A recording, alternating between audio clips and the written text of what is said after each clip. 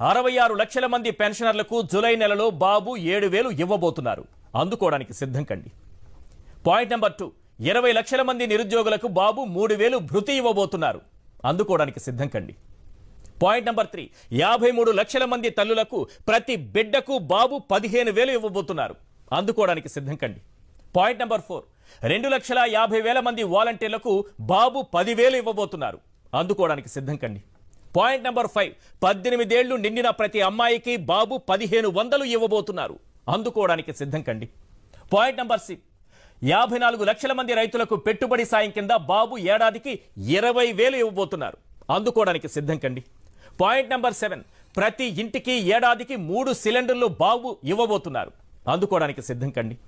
Point number 8, 1వ తేదీన ప్రభుత్వ ఉద్యోగులందరికీ బాబు జీతాలు ఇవ్వబోతున్నారు. అందుకోవడానికి సిద్ధం కండి.